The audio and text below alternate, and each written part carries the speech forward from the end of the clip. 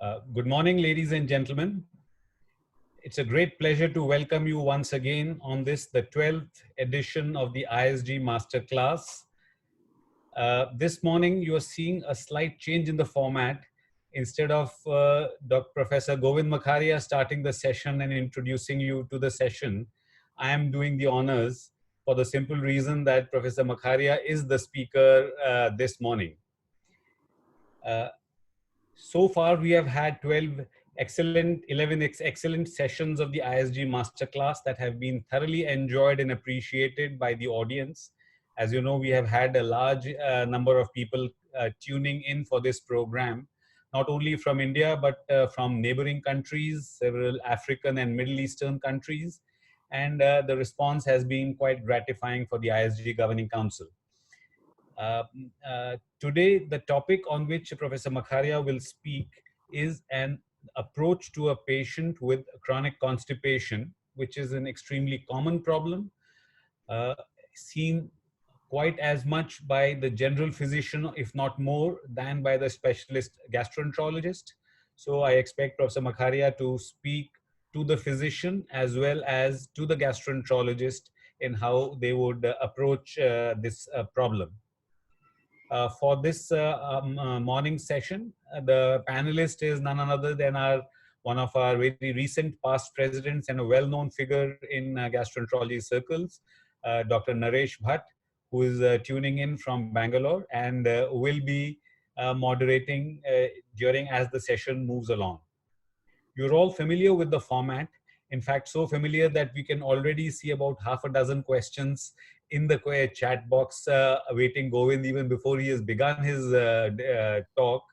So all of you are requested to send in your queries on the chat box, and somewhere halfway through his talk, at about 20-25 minutes or so, Professor Makharia will break, and we will have a few questions that will be taken. The session will be conducted by Professor Naresh Bhatt, and thereafter we'll complete the talk.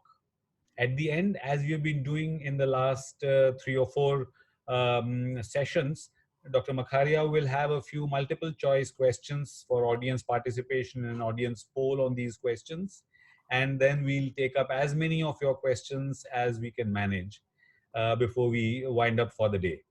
With these few words, I will now invite Dr. Govind Makharia to please deliver his talk on an approach to chronic constipation. Govind, please. Thank you so very much, Dr. Saraswat.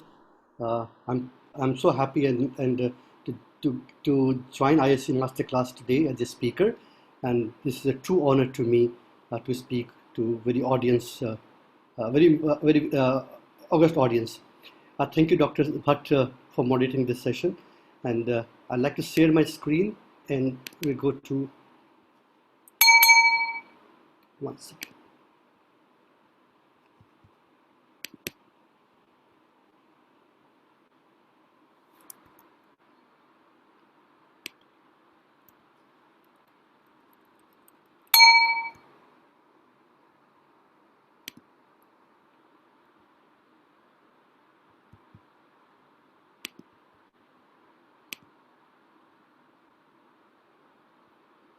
Yogita, can you help out with the screen sharing? Seems to be a problem. Sir, can you see yourself, Dr. Govind, sir? Just one second. Might be it's got minimized.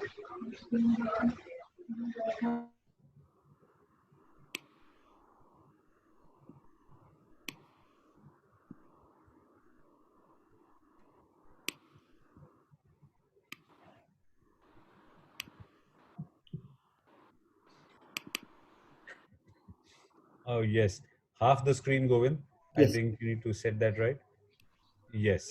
We have it now. The screen visible? Yes, I think we have the full screen now. You're all set. Thank you very much again. And let's talking about how do you approach a patient with constipation. Again, I propose a 6-step strategy for looking at patient with constipation. What it is, how do you classify constipation, know the patient factors which can modify the presentation of constipation, map the disease, treat and optimize, and we'll talk about certain special situations where constipation can be difficult to treat. Coming first to what it is. So if you look at the constipation and the normal physiology of defecation, we have a stool comes in the rectum, and this stool keep accumulating in the rectum. There's increase in intrarectal pressure, and subsequently there will be many more things will happen in the anorectal coordination, which leads to stool. But there has to be enough stool in the rectum before the defecation reflex starts. If there is a defecation reflex to start, there has to be increased intrarectal pressure, and defecation occurs, then there will be relaxation of pivorectalis muscle that leads to opening of angle between rectum and anal canal, and also there is a relaxation of external anal sphincter and internal sphincter, and everything is complete, then there will be passage of stool completely, and the person will have a complete defecation. So this is a normal physiology. If there is any defect out here in the process, they will lead to constipation. For example, the coordination at anorectum is of extreme importance.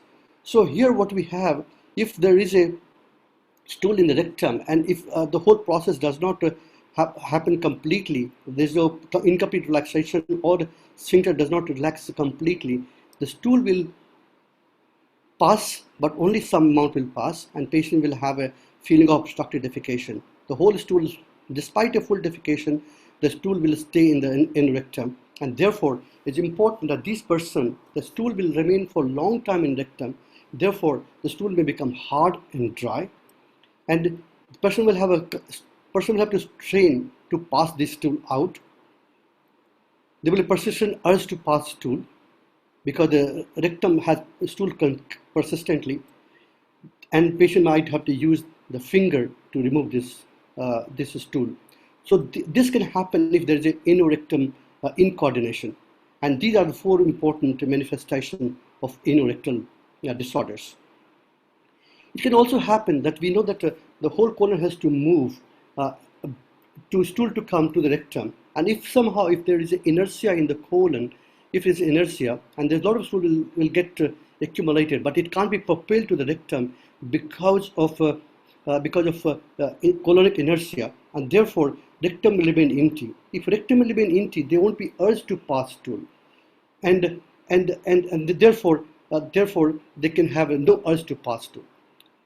So what is constipation? The classical definition of constipation, which we know for a long time, is passing less than 3 bowel movements per week, less than 3 stools per week, which are spontaneous.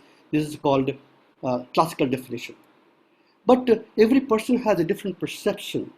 A person, in terms that if you ask people who will come to you with a complaint of constipation, that they would complain that I pass hard stool. My stool is not of good volume. I don't pass. I feel that my volume is not good. I don't have bowel movement every day.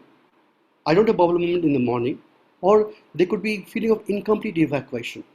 And many people will complain constipation for any abdominal wellness. They have lack of terms. They have lack of vocabulary. Therefore, they'll say that anything in the abdomen, they will say constipation. So this is what we call is a self-diagnosed constipation. So many people in our society will have these symptoms, and they would diagnose themselves that they have constipation, and this is how they come to us. So if you look at how many people will have this kind of perception that they have a constipation, and this is data from West that about 14 to 45% people in the population perceive that they have constipation. And the same data is there from our country, from a study by Dr. Ghosal, which is a multi-center study, and where almost 50% people said that they're not patients, they are healthy people, but they said they had constipation. And then the other study from Chandigarh which say that 24% has self-perceived constipation. But if you apply definition of constipation, which is by Rome 3 or Rome 4, then you find that only 11% or 3% have constipation. There's a huge gap. People perceive that they have constipation, but if you apply criteria for constipation, only 10% have constipation. And furthermore, that 1/3 of people who don't complain, but you apply criteria for constipation, you will find that they have constipation. So they don't complain. They are not health seekers in our society. So question comes, how do I distinguish that this is a perceived constipation or this is true constipation? And this is a basic question we need to understand once we approach a patient with constipation. So for that, we have 2 points to discuss. The first one is a symptom complex. What is the kind of symptom the person has? The other one is the stool characteristics. What is stool characteristics? Again, the Rome definition for constipation, that the person must have at least 2 or more of the following 6. 2 or more of following 6, and this will be there at least 1/3 time of all defecation. And what are these? Less than 3 bowel movements per week. This will be straining, lumpy or hard stool, sensation of incomplete evacuation, sensation of blockage of stool, the stool can't pass, and manual evacuation. So any 2 of these in 30% of time of defecation, they qualify for constipation. Furthermore, this should be onset to be at least for 3 months, so it will be a chronic symptom rather than an acute symptom. Now coming to other characteristics, so we have a 6th symptom lasting for at least 2 of them for lasting in at least 1/3 of defecation, and other one is stool characteristics. And there are the 2 points. All of us know the rectum is the driver of frequency. The defecation reflex starts from rectum. If rectum is irritable, for example, what happens in IBD or in IBS, they will have diarrhea.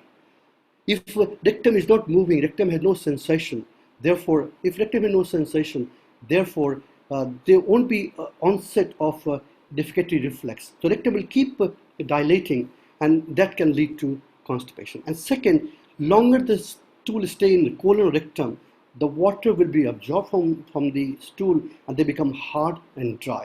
And hard and dry stool is difficult to pass. And how do we know that?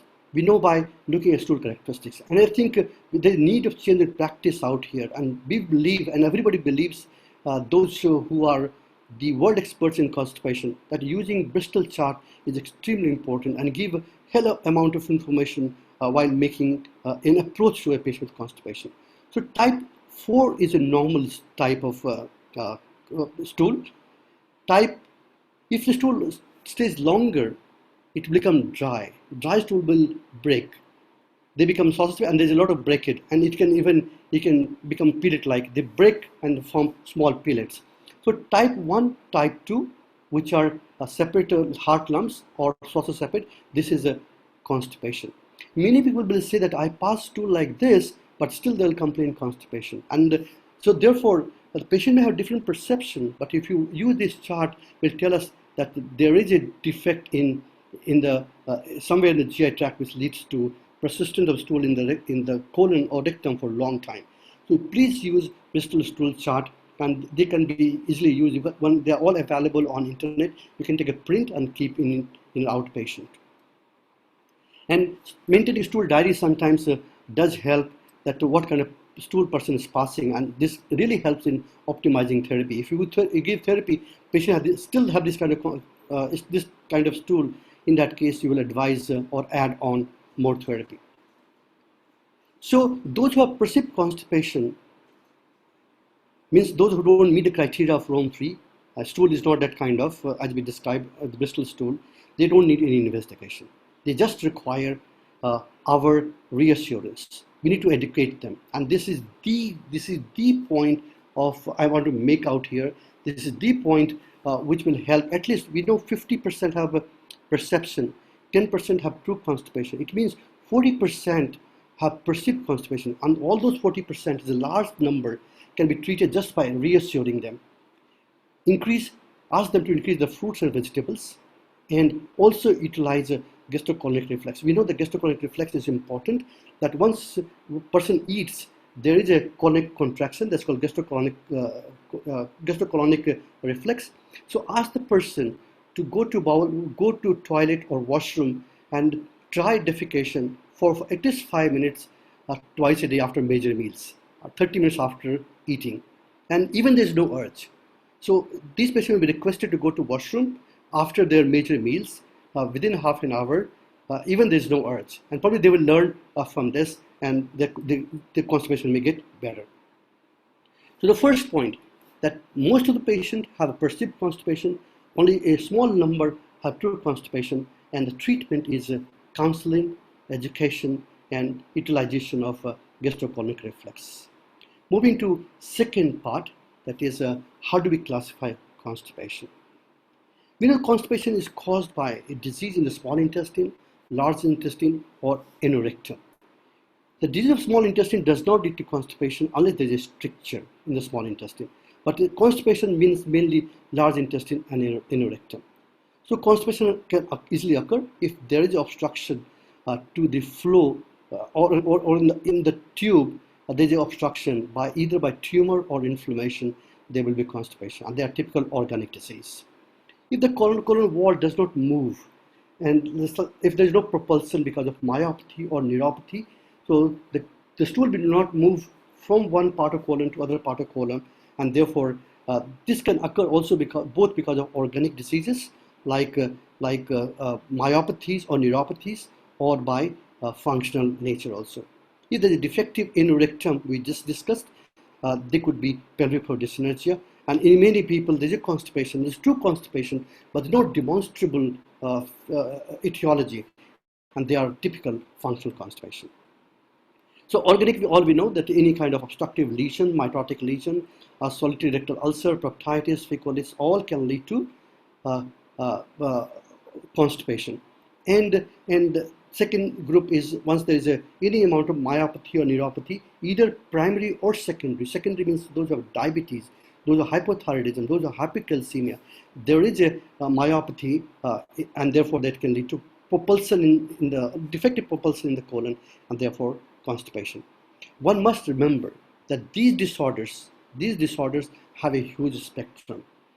To start with, when the colon does not move, they will not have classical symptom of no urge to pass stool, but they will behave like irritable bowel syndrome or functional constipation. But as time passes by, months and years, they lead to chronic intestinal suture obstruction. So all these patients have chronic intestinal suture obstruction. They'll come to us with constipation as the prime symptom, say a couple of years before. So as I said, if there is a defective propulsion, so the stool will not come to the rectum will remain empty, and therefore they won't be asked to pass stool. And same pathophysiology, this is what we call slow transit constipation. It means the transit is slow in the colon, therefore there is a constipation. And this is a very important disorder we need to understand. And this can lead to chronic intestinal suture obstruction. The second point is a defective anorectum. Again, this is very important to understand that how it happens. So for this, we have a stool in the rectum, but again there's a defective propulsion, and the stool does not pass completely. It gets obstructed because of incomplete relaxation of external anal sphincter, which is a condition called anismus. If there is incomplete relaxation of anorectal sphincter, this is called anismus or pelvic floor dyssynergia, and therefore there will be obstructed defecation. Again, we know symptoms: the stool will be hard, dry, there will be straining, there will be persistent urge, and there will be manual evacuation. This condition is also called earlier as fecal evacuation disorder or obstructed defecation. So what a type of constipation? We discuss functional or organic. Majority of constipation are functional, 80% are functional, only 20% are organic. And among the functional, we have three types: normal transit, which is typical functional constipation, or we can IBS constipation type. We have slow transit, where colon does not move, and we have pelvic floor dyssynergia. And more importantly, there's always a combination of any of these, and they can come as a combination. In organic, we know we have mechanical, we have drugs, and we have systemic causes. So for second part, majority of constipation are functional, 20% organic, and this could be normal transit, slow transit, and pelvic floor dyssynergia. Moving to the third aspect, which is also extremely important: no patient factors. And what are these factors? Setting is important: age, higher age, low food intake because of any cause. Somebody has a advanced mitosis, they will have low food intake, therefore there will be constipation. Then there is not enough stool to induce constipation or induce defecation reflex. There could be multiple underlying conditions. Medical conditions can also induce. There could be multiple drugs, immobility, depression, and all of these either they are the primary cause of constipation or they can modify the severity. Suppose somebody had IBS, and if they start taking drug for depression, the symptom of constipation will increase in severity. So this could be either sole cause or they could be modifier for constipation.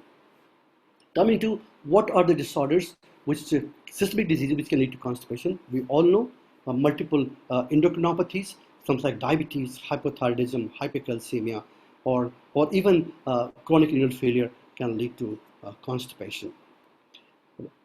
Anybody who has a central nervous system disease or peripheral nervous system disease can also induce constipation, either as a modifier or as a primary cause. And we all of us know about it. Multiple drugs, especially those if you prescribe iron, opiates, anti-Parkinson's drug, or anticonvulsants, all of these can induce or increase severity of constipation. Immobility, fractures, bedridden, cognitive impairment, spinal cord diseases, all will be either modifier or could be a sole cause of constipation. I want to make one more point out here that if there is a small polyp or tumor in the colon, they will be totally asymptomatic. But as time passes by and the tumor increases in size, the symptom will keep appearing slowly, and there could be a time when there will be complete constipation, obstruction, and therefore constipation. So one must remember that a new onset constipation or worsening of pre-existing constipation, especially in elderly, must be given due importance and they must be investigated.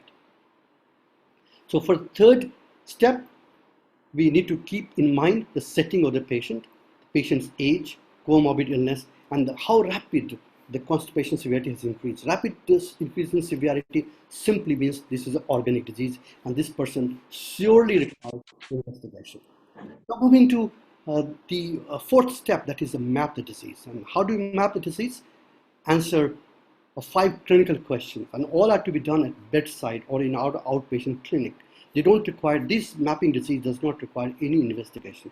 First, is it functional or organic? We know 80% are functional, 20 are organic. So the first question comes that is it functional or organic? And some of the pointer, they're not telltale signs, but there are some of the pointer that this is a functional constipation. That if there's a long-standing symptom, if there's no weight loss, no fever, if there's no bleeding, there's no mass palpable, if there's no history of obstruction, intestinal obstruction, and if somebody had a associated bladder dysfunction and also age of onset. So if we have a these same setting, then it's most likely to be functional. But again, remember that organic disease, if person has, will not be long-standing. So those symptoms, we must, which points towards organic, that new onset symptoms, weight loss, anorexia, bleeding manifestations, fever, and family history of chronic malignancy are the pointer toward organic disease. So this point should help us deciding in our clinic that this is a functional or organic as a predominant type. And if it is functional, then look at if it is irritable bowel syndrome. If it's irritable bowel syndrome, which is now either use Rome 3 or Rome 4 criteria, and where constipation is associated with abdominal pain. And all these should get, if there is constipation, should get relieved by defecation. So if you use Rome 3 criteria, you will show, or Rome 4 criteria, you will know this is a IBS.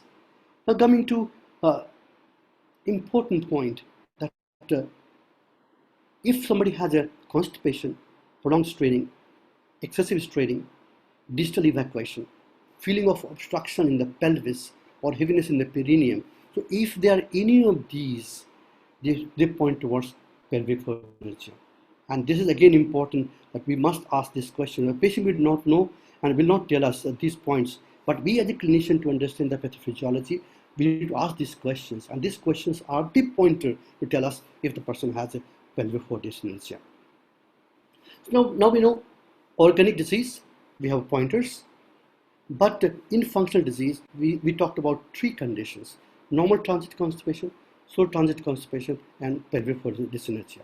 Question: how do I distinguish these three? And this is a very important clinical question which all of us has in our clinical practice. And to do that, I would take your attention to two important things: one symptom, one sign. And this will differentiate between three of these conditions: one symptom and one sign. What is symptom? And symptom is simple. I made a point earlier that urge to pass stool is one of the very important clinical symptom which classifies constipation. Suppose if there is a slow transit constipation, if there's a myopathy or neuropathy, colon is not moving, there's a chronic inertia, the colon is therefore rectum will remain empty. If this rectum empty, where is the urge? If urge starts from, or defecation starts from, rectum sensitivity. If there's a rectal hyposensitivity, there won't be urge. Like for example, megacolon. So slow transit constipation patient will say, I pass stool every 7 days, I don't have urge. And those people who have a stool has to go to washroom every 4th or 5th day or 6th day or even longer, they are not IBS for sure. They are slow transit constipation, and these patients require investigation. Suppose somebody has a whole rectum is full of stool, but there's a defect in evacuation coordination. That's called anorectal incoordination defect, either because of incomplete relaxation of external anal sphincter or internal anal sphincter. If there is a lack of relaxation of puborectalis muscle, if the muscles are weak, especially elderly people, then this angle will not change, and therefore rectum will remain full, they will have incomplete evacuation, and they will have persistent urge. Every time they feel there is an urge to pass stool. Urge to pass stool which is persistent tells us that there is a pelvic floor dyssynergia. And normal transit will have a normal urge to pass stool. So please remember, urge to pass stool is a very important sign, and at least we can make these two diagnoses on clinical ground. And one sign which all forget to do as a gastroenterologist or a physician, to do a digital rectal examination. And this again point is important because if there is an anorectal defect, if there is a not relaxation of anal sphincter, external or internal, how do I know that? Suppose we put a finger in the patient's rectum and by doing a PR, and what happens at this index finger, on the distal phalanx, you'll feel the pressure of sphincter, and ask the person to defecate over your finger. So once he defecates, which is normal, the sphincter will relax, and therefore you'll find that there's a less pressure on your index finger. But paradoxically, it can constrict because of external sphincter. Rather than relaxing during defecation, during attempted defecation, there will be increased pressure on your index finger. You know for sure this is a defect in relaxation of external anal sphincter. Therefore, this is a pelvic floor disorder. So doing a rectal examination is an important, especially to distinguish if the person has a pelvic floor dyssynergia. And it is seen that by doing a distal rectal, you can diagnose 73% compared to manometry. Therefore, some people call this is a golden finger. DR is now called golden finger in terms of constipation. So, one more point, with this clinical, we come to who needs investigation. And we know 80% functional, 20% organic. So those people who have signs of organic disease like weight loss, anorexia, low hemoglobin, bleeding per rectum, fever, and if they have a mixed with diarrhea, all these patients will require investigation because they point towards an organic disease. And if they have features of pelvic floor dyssynergia, or if they have features of slow transit constipation, means no urge to pass stool or urge to pass stool, they would require investigation.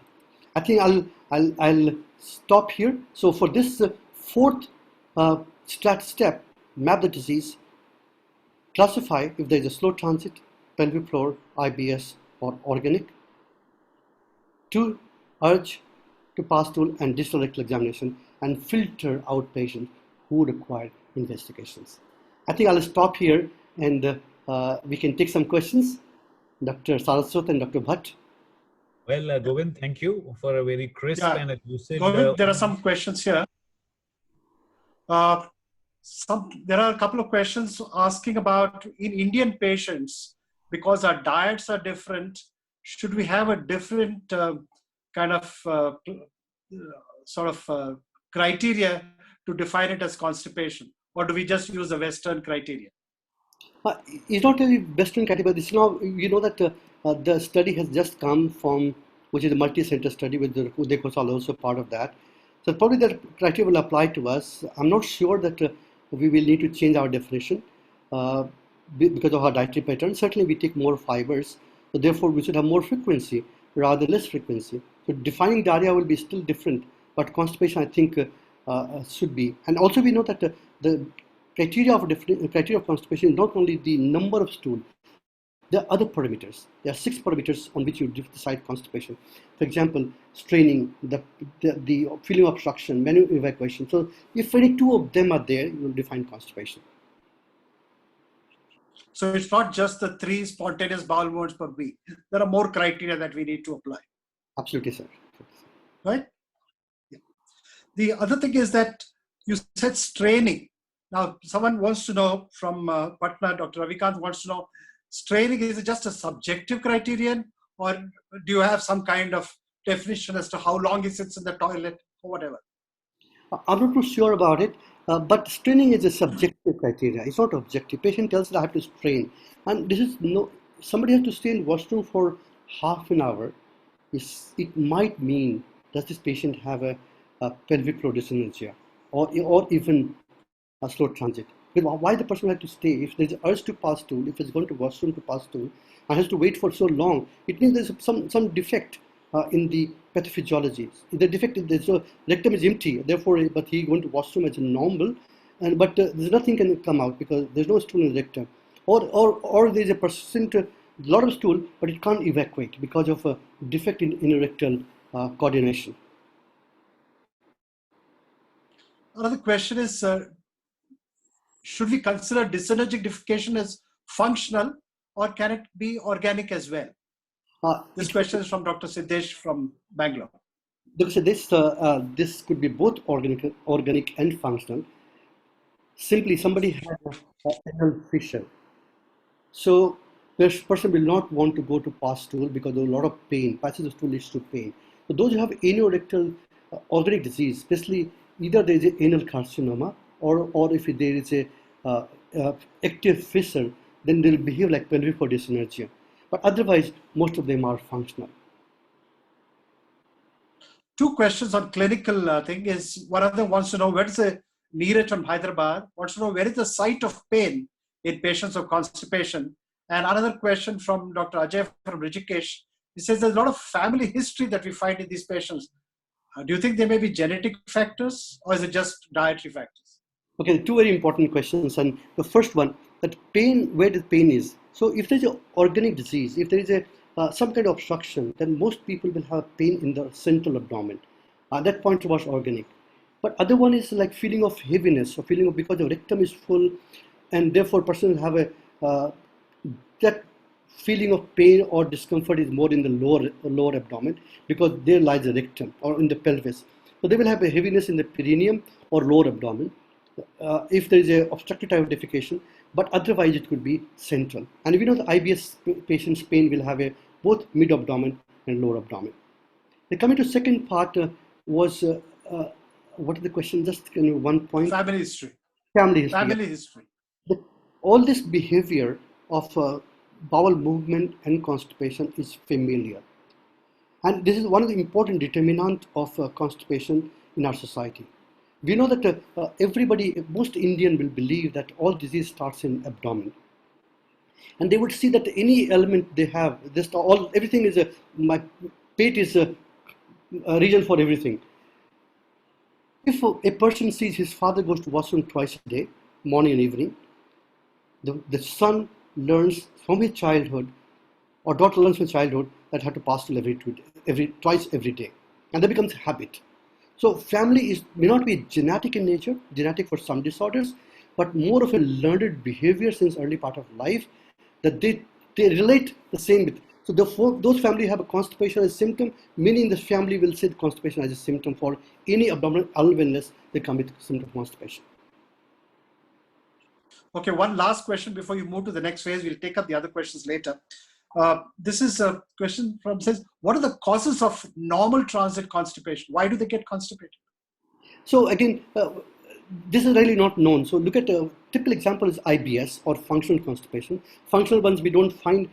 The 2 point I want to make here, and there's a lot of confusion about it. Functional constipation and IBS. IBS, 3 types: IBS constipation, IBS diarrhea, IBS mixed or undifferentiated.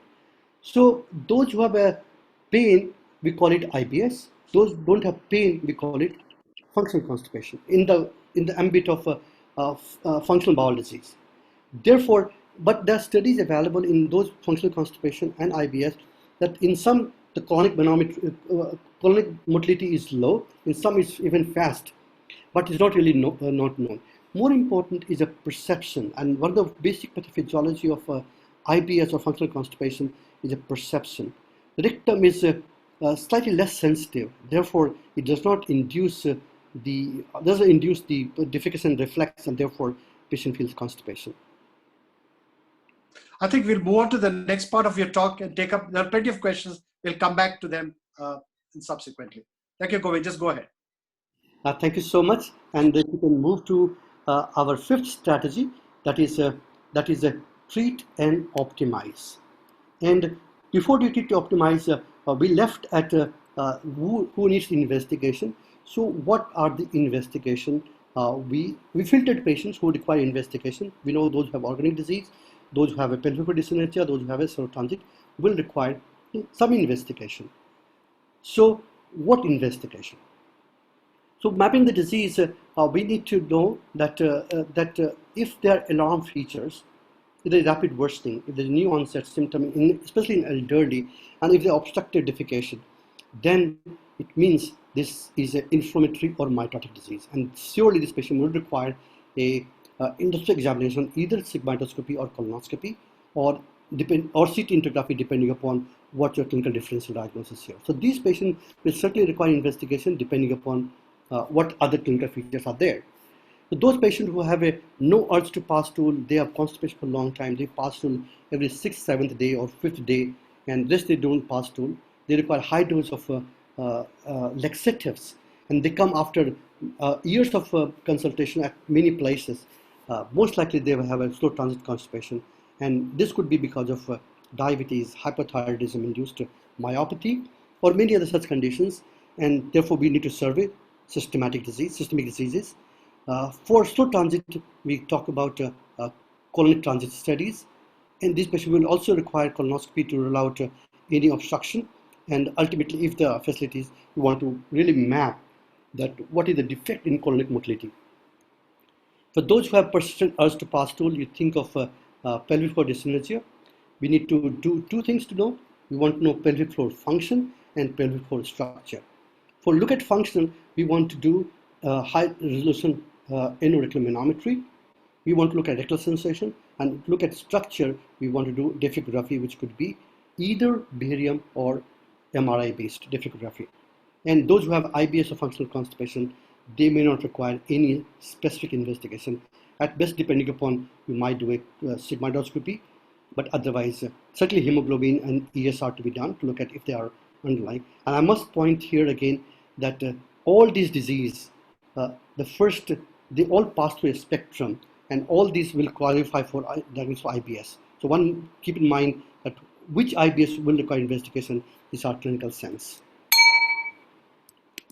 So coming first to transit study, again I tell you the principle of transit study. If you give radiopaque markers to these patients, if there is a pelvic dyssynergia, you find all the markers are here in the rectum, and they do pass. This is called pelvic dyssynergia.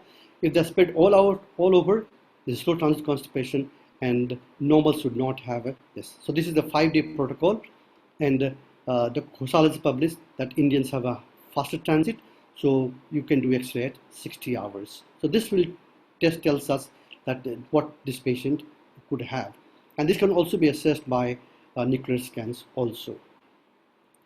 Second point, how do we assess pelvic floor? Again, as said, that what we want to know about anal sphincter, their normal tone, how they relax during process of defecation.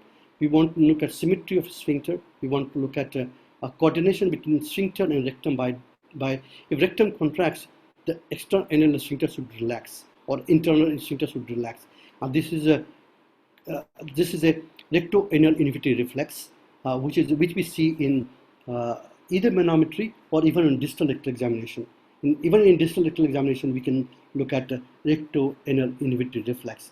And if this is absent, then we know this is a Hirschsprung's disease. We also look at rectal sensation by inflating the balloon in the rectum and look at what volume the patient has sensation of feeling of the balloon which are inflating and when he had pain. So these points tells us about these all can be found by doing a rectal manometry.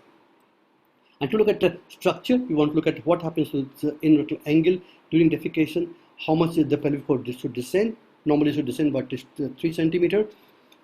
So this we get to know by barium or MR diffography. And all this could be screened. So the pelvic floor, if you suspect pelvic floor dyssynergia, this could be screened by doing a test called balloon expulsion test. And balloon expulsion test, it means you put a catheter in the rectum and ask the person to bear down. If person bears down this inflated balloon from rectum within 1 minute, this is a normal. This person, you can say that this person does not have pelvic floor dyssynergia. And this can be done even at places where there's no manometry facility available. Taking a tube, rise tube, putting in balloon, and then that you can do that. Now, in manometry, there are some characteristics of pelvic floor dyssynergia.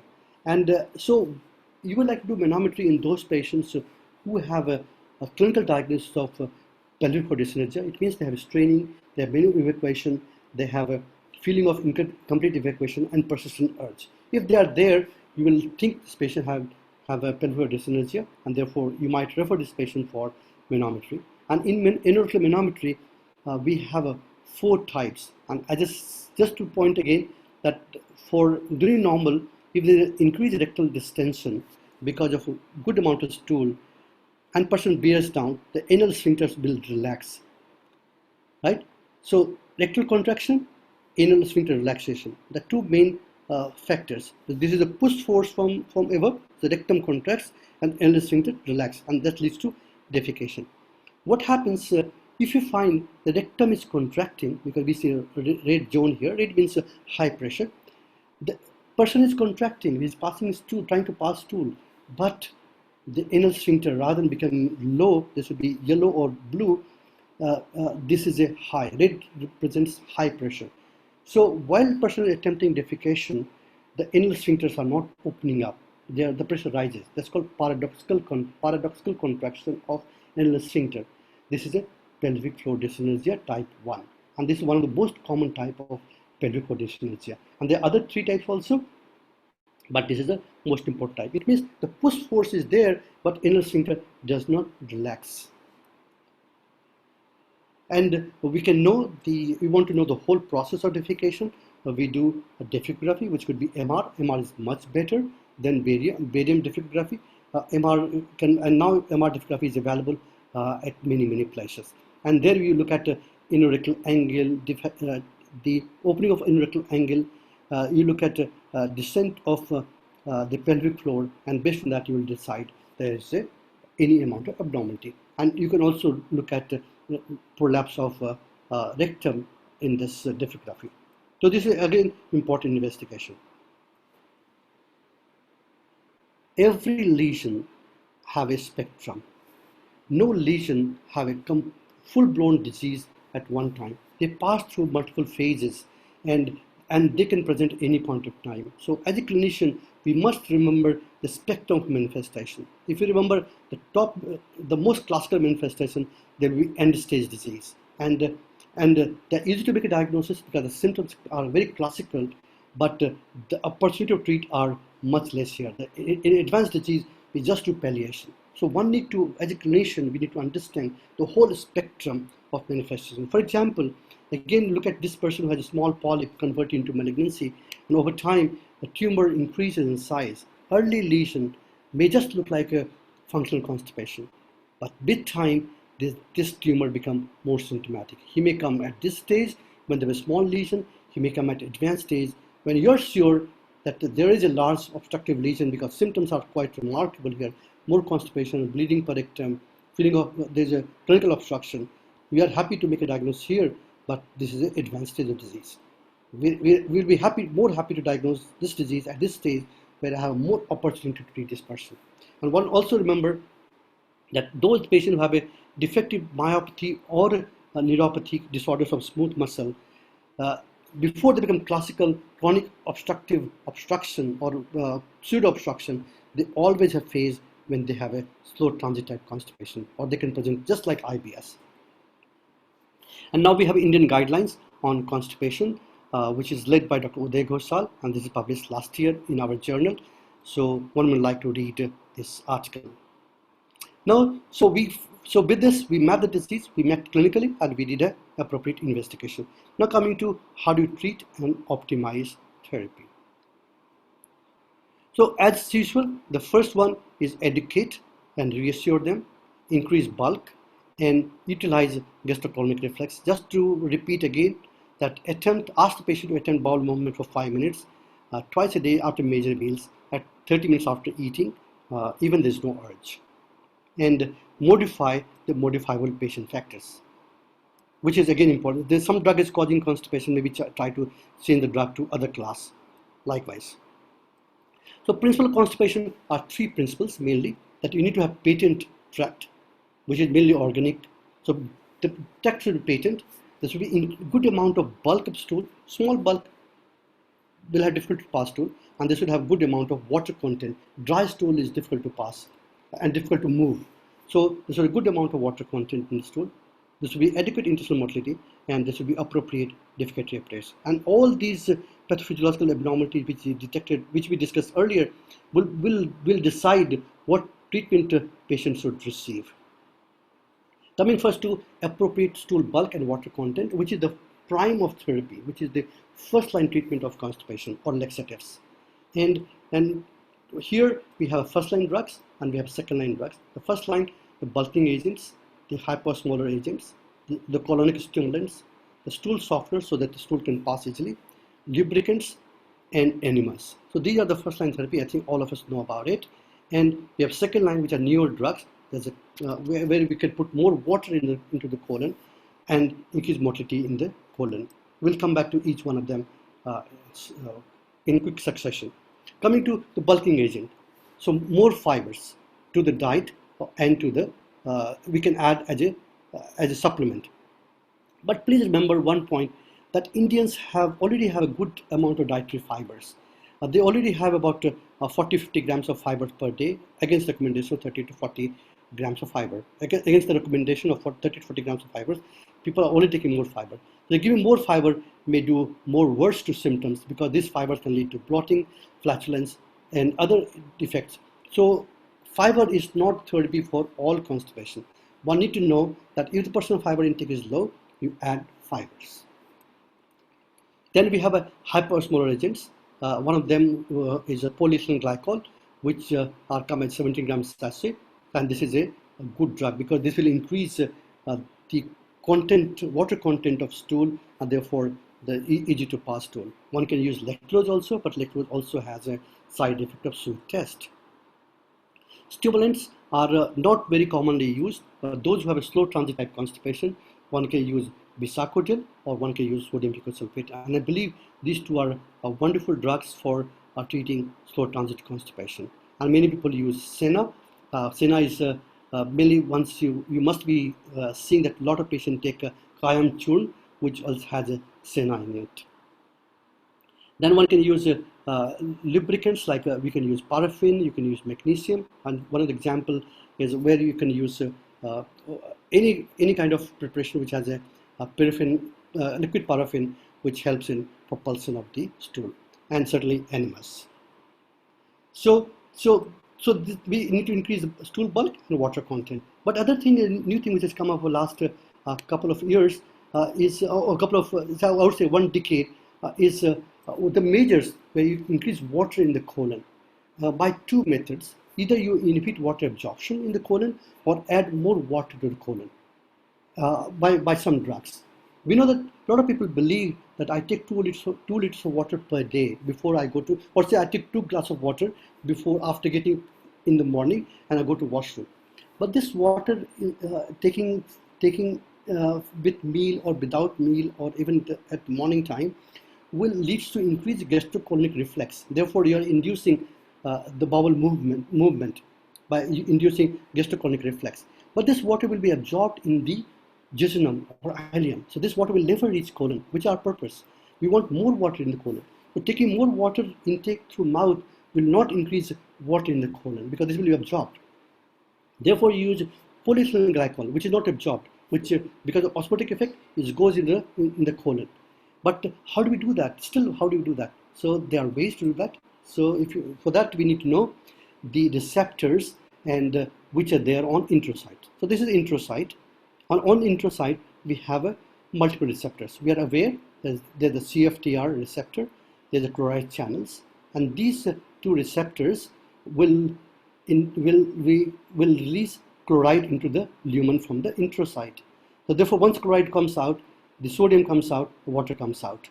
So these are called calcium channel activators. So this is one of the methods which have been used to make new drugs for putting more water in the colon.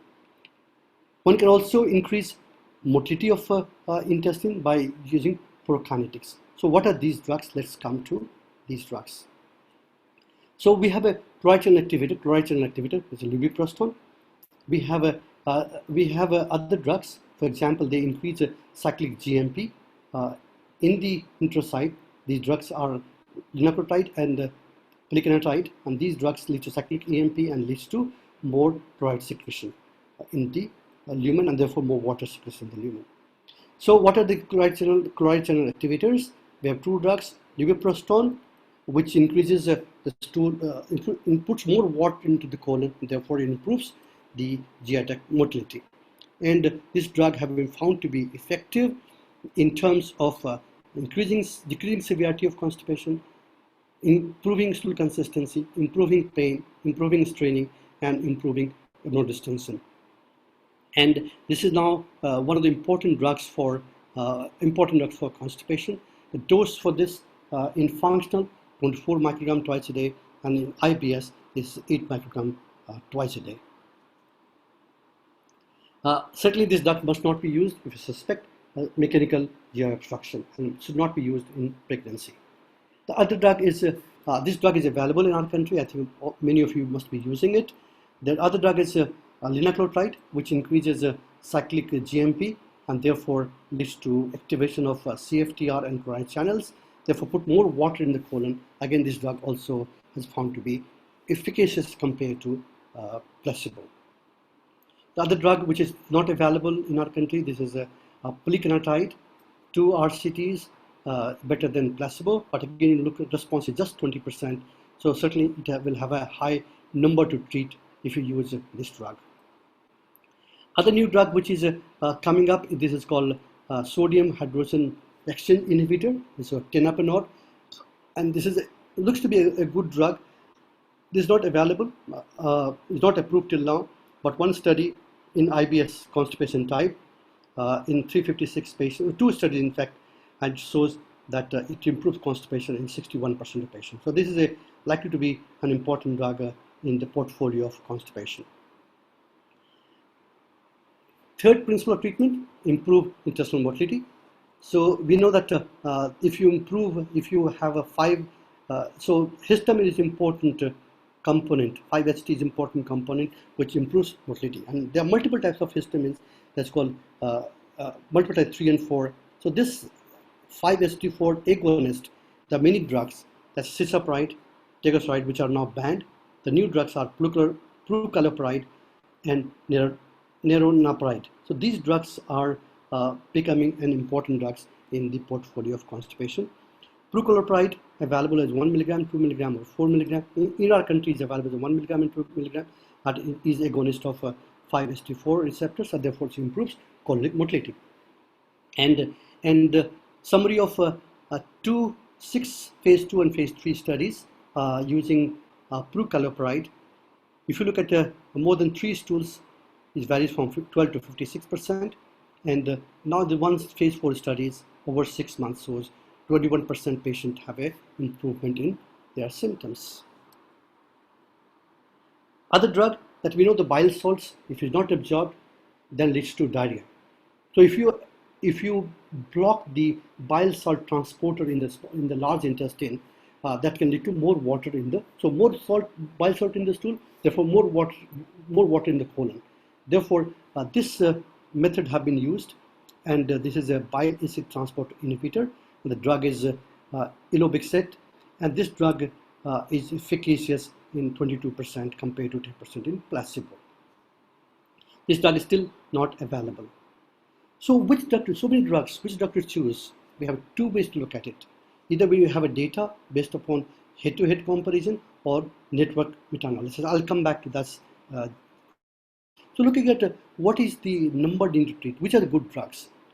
So this is a pool of many studies that if you're using osmotic agent or stimulant, the NNT is just so you have to treat, to get benefit you need to treat 3 patients. Polyethylene glycol, much better. You treat about 2.5 patients, 1 patient will get better. Levoprostone, NNT is 4, and prucalopride, NNT is 6. So still now, in garden variety constipation, our usual laxatives, they are better. And these drugs are to be used because they have to use more patients to get benefit. So these drugs are to be used in special situations. And I'll come back to that in an algorithm. And now we have a data that network meta-analysis. It means all the drugs have been tested. There are no comparison directly, but there are indirect comparison using network meta-analysis. And here we find that the drug diphenylmethane laxative, basically these are bisacodyl and sodium picosulfate, they are found to be the best drug at 4 weeks. At 4 weeks, data suggests that if you use either bisacodyl or sodium picosulfate, they are the top effect. They are the drug with top effect. Only 50% patients have a failure to respond, means 45% improved their symptoms. And we have for example, if you use as other drugs, like for example, linaclotide is only 10% benefit. So 90% chance of failure. With this, chance of failure is only 45%. So at 4 weeks, they are the best drugs. And at 12 weeks, if you look at 12 weeks data, then we have a prucalopride at 2 milligram dose is supposed to be at top of all the anti-constipating drugs. But yet, we don't have the best drug available, and we will have to use multiple strategies which put more water in the colon, and they also have a prokinetic effect. Either in one drug or 2 drug combination should be strategy, that you are targeting multiple sites for colonic movement, and also use a combination to have a synergistic effect. And coming to last part, that is appropriate for those who have a pelvico-dyssynergia, we have a treatment called biofeedback. And biofeedback, where you teach the defect by showing what's happening on a computer screen, that one patient defecates, you'll see what is what you demonstrate them, there's a paradoxal contraction. You teach them how not to do that. And there are 3 principles of that. If there's a paradoxal contraction, do biofeedback. If there is a impaired rectal sensation, then you train by increasing put the balloon in the rectum and keep increasing the volume so that the rectum become more sensitive. So by doing biofeedback, we can treat patient with pelvic floor dyssynergia. So summary of this, for treatment and optimize, we have first line drugs, we have second line drugs, but more important, sometimes you have to use combination, if especially those who are refractory, and keep rotating because constipation may be for multiple years, to keep rotating laxatives in the treatment. And coming to last part, that is special situation, and one of the important situation is laxative overuse. Opioid overuse, and this opioid can lead to constipation. So in this, those who have opioid-induced constipation, standard drugs can be used, and they are effective in 40 to 60%. But those patients who don't have response to this, then the other class of drug called PEMORAs, that is a peripherally acting mu opioid receptor antagonist, basically antagonist to opioid receptors, and the drugs which is Relistor or methyl-naltrexone. So this can be used for opioid-induced constipation. Recap: we define slow transit constipation. If there's no patency, they don't require any test. Diagnose IBS or functional constipation using Rome criteria. Thinking of slow transit, no urge to pass stools at every 4-5 days. Early, it could be advanced disease, and here we like to use transit study or nuclear scan. Pelvic floor dyssynergia, those who have persistent straining, persistent urge to pass stool, pelvic, the perineal discomfort, signifying pelvic floor dyssynergia. Screening by balloon expulsion test, manometry, rectal sensation, or difficography. If combination, the 30-40% will overlap, then you will have to combine these investigations. So last part, summary, how do you treat? If you have a functional constipation, use fibers, polyethylene glycol, or liquid paraffin. If they don't respond, you might use bisacodyl or sodium picosulfate. You can use pyrrolochloride. You can use this drug. If there is a slow transit constipation, ask them to take a lot of water to induce a gastrocolic reflex, and ask them to try bowel movement after meals. First line treatment for those who have slow transit constipation: bisacodyl or sodium picosulfate or prucalopride. And try combination. If they don't respond to one, try combination. If they don't respond, you might try pyridostigmine. And this drug is not really approved. This we use as a part of patient care, and we have used this drug for those who have refractory constipation, especially slow transit type, and we found this drug having efficacy. And those who have most advanced slow transit going to colonic fluid obstruction, then one can do surgery. But this is only a rare event. Those who have pelvic floor dyssynergia, what not to do? If you have pelvic floor dyssynergia, one thing one must not do is don't give fibers. Fiber is not panacea for all constipation. If you give fiber to this patient, you saw a picture, the stool will become more in the rectum and there will be more discomfort, more symptom. So if you suspect pelvic floor dyssynergia, don't give fiber as a treatment for this person.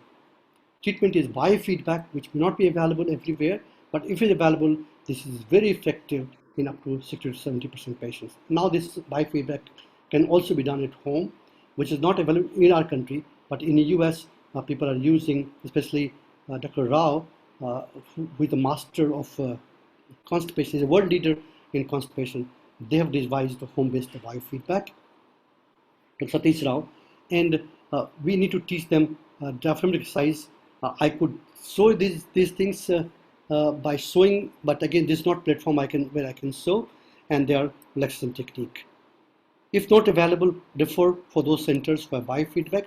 But meanwhile, you try something which is a polyethylene glycol or liquid paraffin or combination and modify the dose.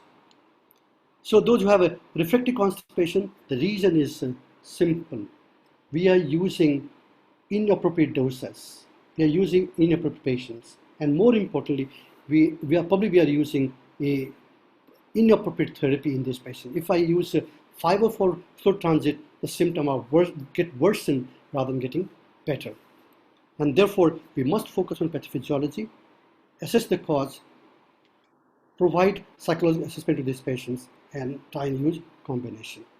Modify all the modifiable factors, and still we know that no treatment of constipation provides 100% benefit, and therefore we need to have better drugs in this therapy. Lastly, the constipation is a big problem for any society. The person who suffers from constipation, they have a very poor quality of life.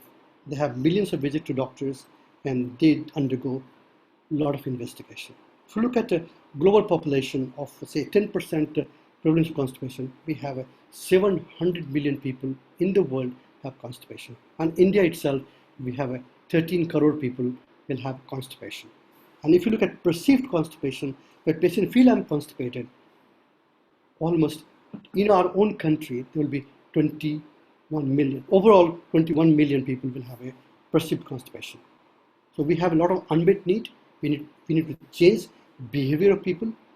Indian people we should tell, as a physician, we should tell what is perceived, so don't worry about it, and what is true, which requires specific therapy. We need to have better understanding of disease. We should have simplified description of disease. There's a lot of confusion in literature. Everybody has a different classification of constipation. Therefore, the reader gets confused. Therefore, we should have a simplified description of the disease and drug with better efficacy. So in summary, what I told you, that first thing, decide is a perceived constipation or a true constipation. True constipation, we need to go to next steps. In perceived constipation, counsel and utilize a gastrocolonic reflex. Classic constipation, if it's a true constipation, classify into functional or organic. If it's functional, we divide into normal transit, slow transit, and pelvic floor dyssynergia. And I told you, slow transit will have no urge to pass stool, pelvic floor dyssynergia will have a persistent urge to pass stool, and that's how we decide. We go to patient factors, look at their age, look at the setting, comorbid illness, more importantly, rapidity of this thing. And then we map the disease, either slow transit, pelvic floor, IBS, or the organic. Use urge as a clinical parameter, and please use a distal examination, which sometimes can replace manometry, and filter who requires investigations and do appropriate investigations. Every patient with constipation does not require investigation. Optimize using first line drug. If don't, second line drugs, or use combination or rotate. And in a special situation, we have special answers. So with this, I end my presentation and maybe ask two questions to audience as a part of interaction with the audience. Number one, if I give a clinical situation, here's a 54 years old male, have constipation for the last 15 years. He passes hard and dry stool, had feeling of incomplete evacuation, and often remove the stool digitally. Which of the following drug we will prefer to avoid? Chlorpride, polyethylene glycol, fibers, or liquid paraffin? You can mark this on your, the question must have popped up on, you can mark your answer 1, 2, 3, 4. Those who are on Facebook, they can write 1, 2, 3, 4.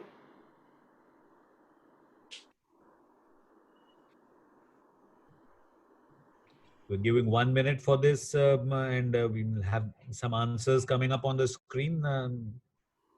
Dinesh?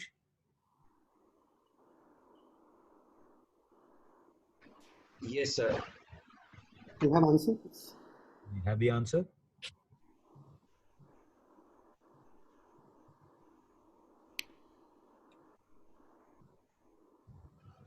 Amol sir, just share an answer.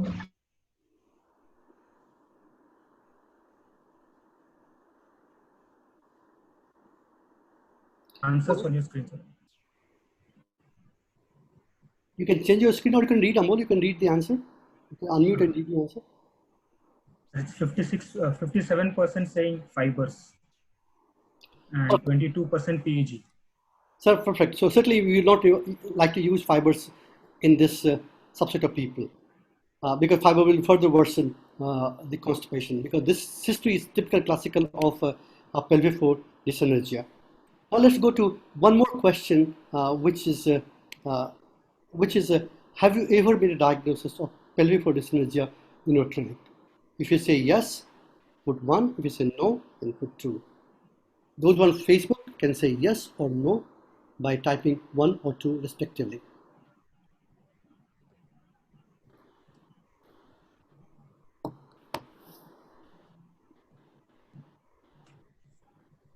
Answers, please. Yes, sir. 61% are saying yes, and almost 60-40. It's 60-40. So wonderful. So with this, I stop my presentation, and my apology that I didn't realize that I crossed time by leaps and bounds. Is almost 1:10. My due apology for uh, losing my sense of time while speaking on this topic. Okay. I believe I think you can see your involvement and your eagerness to teach and communicate the messages, Govind. So what we'll do now is, although we have relatively less time left, we have about 15 minutes in which we'll try and take as many questions as possible. So I'll start off with some questions primarily dealing with the investigations and a few questions about the mechanisms. While I think the treatment related, there's a large number of those questions. Some of them I'm hoping Dr. Bhatt will take up thereafter. So coming to the investigations, Dr. Krunal Patel from Jaipur as well as Amit Joshi from Indore and a few others wish to know about the balloon expulsion test. In what position do you recommend should it be done? What and whether weights are used or should be used? Anything about the duration and other details about how do you normally perform a balloon expulsion test in your practice? so. If you do we do normal ones. That normal means you put 50 ml balloon and ask the person in the left lateral position to evacuate this balloon.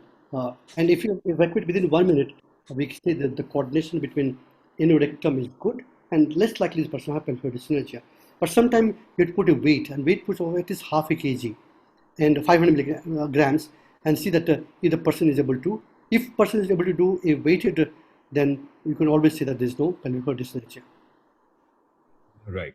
So, well, with from over 210 questions by now to choose, it's going to be difficult. An interesting question is from Dr. Antariksh in Chandigarh. Where do you place the breath test for methanobrevibacter in the treatment of chronic constipation? I think that was something that is of interest. Absolutely, yes, it's important, and Uday Khosal has some work on this. That we know that the methane is produced in the into the colon. Methane is a it inhibits colonic motility, and therefore, if we have a bacterial overgrowth, and especially in the colon, and if they have a brevibacter methane, if there's a bacteria which produces more methane in the colon, that can lead to decreased motility. And there are data now that data from Uday that if you treat these patients with rifaximin, sometimes constipation gets better. Certainly, this has a different role, that methane can have a defects, can lead to defect in the contraction of smooth muscle, and therefore one can use rifaximin in this situation. Is it a sizable proportion of the constipated population who have methanobacter overgrowth? I mean, how commonly should you suspect and test for this organism? I'm not sure about this because those who are doing these studies, those who have hydrogen breath test, if you do hydrogen breath test, you'll find methane peak, and certainly those patients. But again, if you don't have tests, I don't think we have a clinical parameter to say that this patient should undergo breath testing or not. Otherwise, all of them will have to undergo breath test. Yes. So now regarding pelvic floor dyssynergia, the question is between barium difficography and MRI difficography, are there any differences? When would you prefer one over the other? And there may be places which don't have MR. Will barium be sufficient there? Absolutely, sir. One line answer. MR is better, anytime better, because it tells you about anatomy of muscles. The pelvic floor much better. The coordination is much better seen on that MR. MR difficography is much better compared to barium. But MR difficography is difficult to do. It takes a lot of time, and many people may not have expertise to do this test. But if available, MR difficography is the answer. Right. Okay. Thank you. Dr. Tirumala from Pondicherry, as well as Dr. Rakesh from Lucknow and Dr. Ravi Thakur from Banaras have questions regarding you talked about slow transit constipation, myopathy versus neuropathy. So how to suspect and how to diagnose, and what exactly is the place of a colonic biopsy in the workup of these people with the presumed slow transit constipation? Important question, very important question. So as I said, that in a common garden variety of constipation, we need to filter out which are the slow transit. And so pointed towards that, slow transit because of myopathy or neuropathy, even because of diabetes, they will have huge spectrum. Diabetes of 5 years, diabetes to 25 years. There's a different spectrum, different scale of neuropathy in them, different scale of myopathy in them. And if you look at primary also, the different scale. At younger age, much less symptom, but as they grow, symptom may get worse. So there will always be spectra.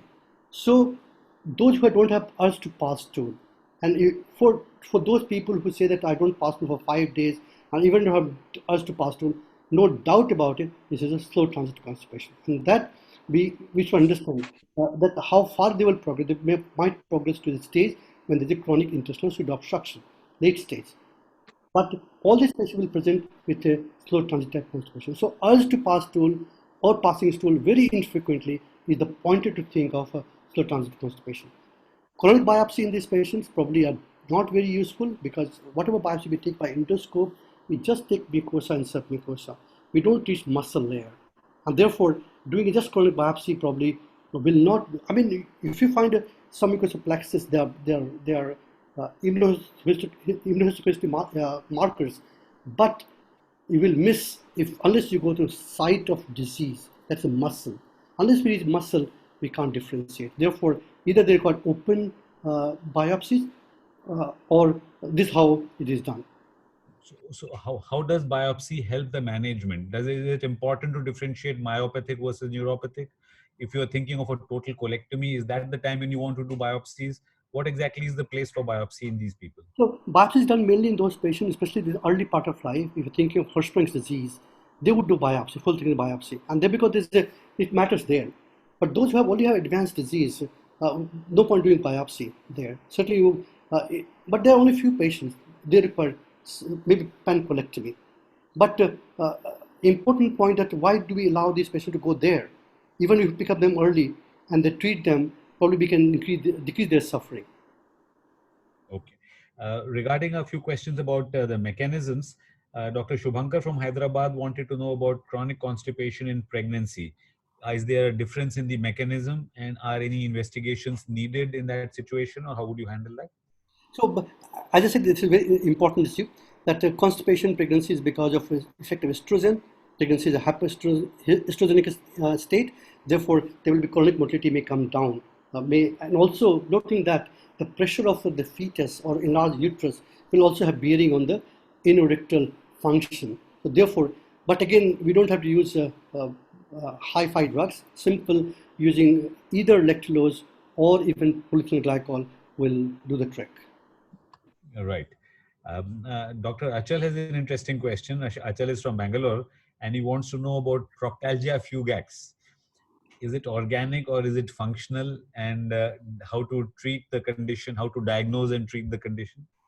So Proctalgia fugax is a condition which is mostly functional in nature, and probably we thought about that we do masterclass on this.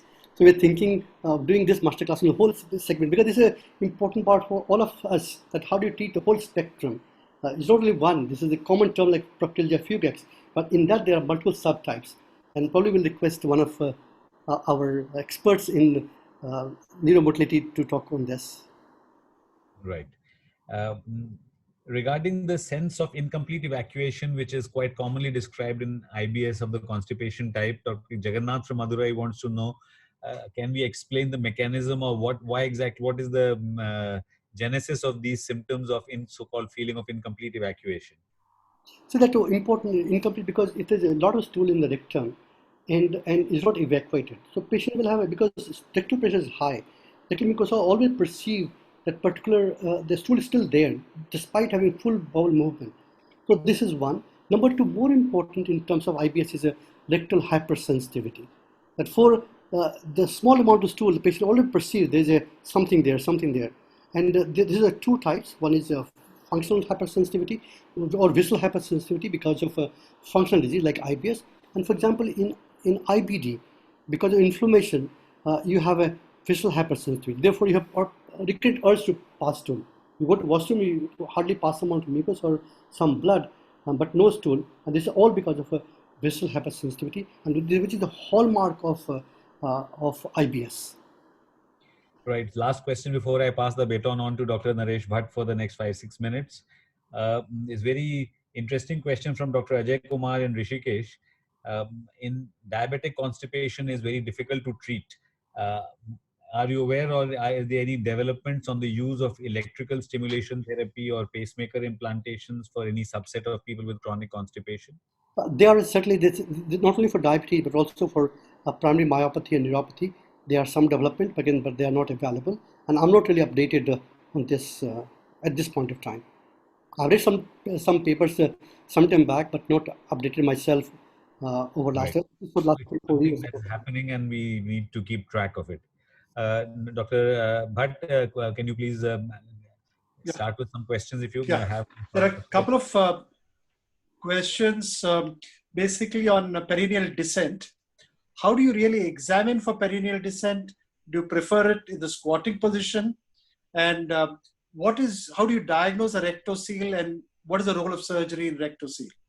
So, This is from Monish from Chandigarh.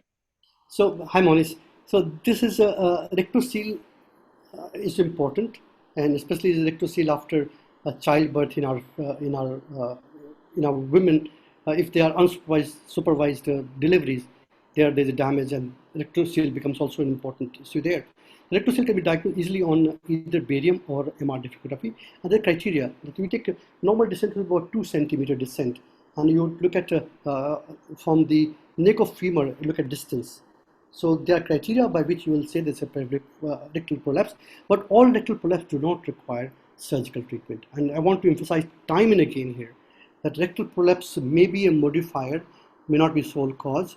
And if you do surgery in these patients prematurely, we are going to worsen their symptom rather than making them any better. So only those patients who have advanced disease, we tried enough of a treatment and their rectal prolapse is quite large, only in that small amount of prolapse probably should be left alone. There are a couple of questions on normal transit constipation. Professor Venkatakrishnan from Coimbatore and some of his other colleagues want to know, how do you differentiate IBS-C from patients with normal transit constipation? This is a confusion. I think all of us get confused about it. Normal transit, it means this is no slow transit. So slow transit, so of all the constipation, three pathophysiology, normal transit, slow transit, and pelvic floor dyssynergia. For pelvic floor dyssynergia, we know how to diagnose. For slow transit, no urge or low urge to pass stool, and stool less frequent than usual. Normal transit means the person has a passive stool every day, but they feel incomplete. Incomplete is a part of perception. And so there's no parameter by which we can diagnose normal transit. So slow transit, we have a parameter, but there's a lot of gap between normal transit to slow transit. And so this is a clinical, so we can convert normal transit to IBS-C or functional constipation. Both are synonym. For our purpose, we call it either functional constipation if there's no pain. Functional constipation with pain is IBS. Then we have a slow transit constipation and pelvic floor as a separate entity. And more importantly, the question on pelvic floor on transit. Sorry, yes, sir. Sorry, go ahead. Complete. Pelvic floor and slow transit can occur together. So all slow transits may not be end stage like chronic interstitial stool obstruction, but they could be an early stage where the patient don't feel to pass stool. The stool is not coming less.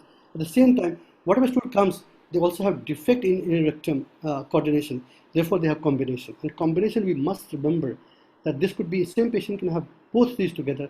Therefore, we should choose therapy accordingly.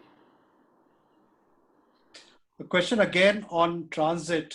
Dr. Sunil wants to know, what is the protocol for transit study? Do we use the one that is recommended in India? Has it been validated? Or do we still use the Western one?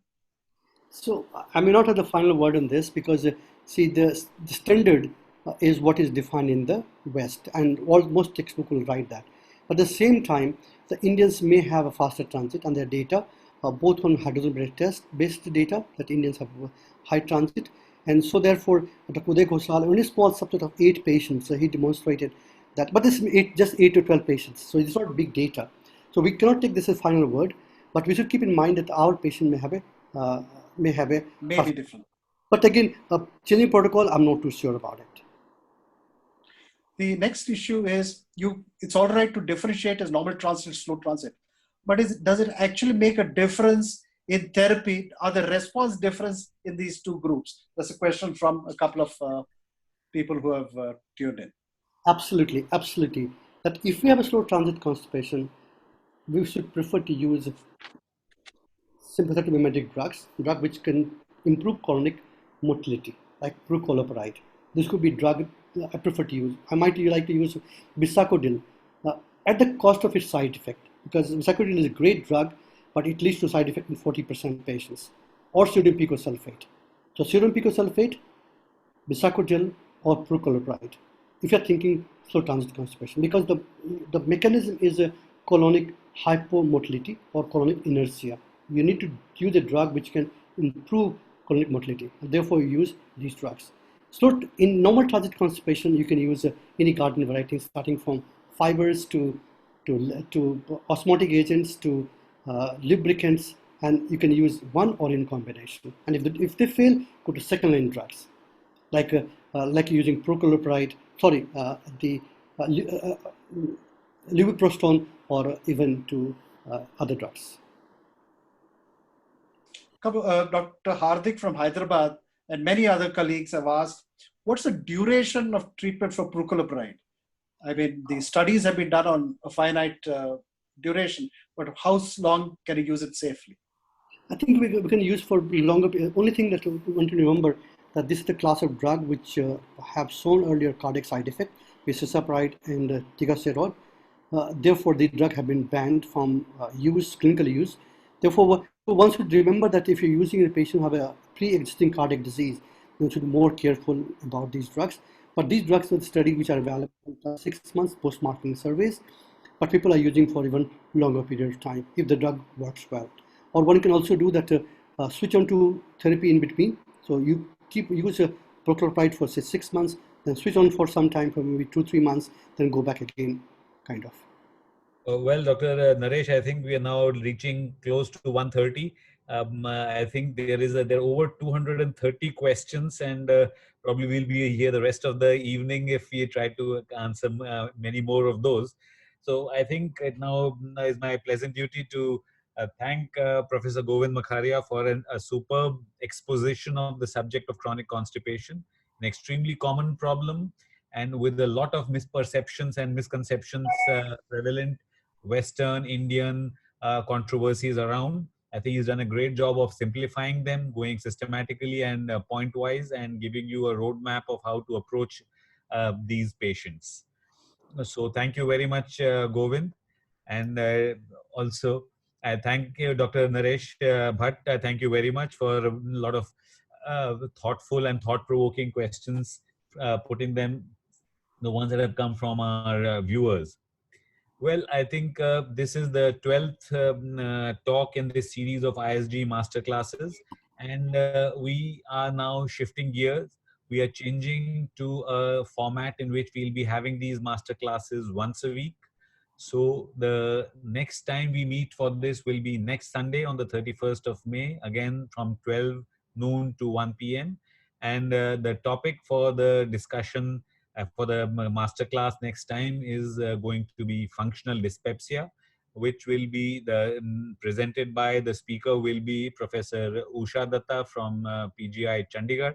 So we look forward to meeting with all of you once again next Sunday. And before we leave, I think I would like to also thank our technical team. Dinesh and Amol and Ramesh have been doing a great job, and Yogita has been very competent in putting forward all these huge number of questions that 235 now that have come in from the viewers. Also, I'd like to thank Sun for their continued support to this effort for the master classes. And with that, I think we can come to the end of the session. Thank you all for participating and making these master classes such a success. Thank you. We Thank can you. now Okay, bye-bye. Bye. Bye.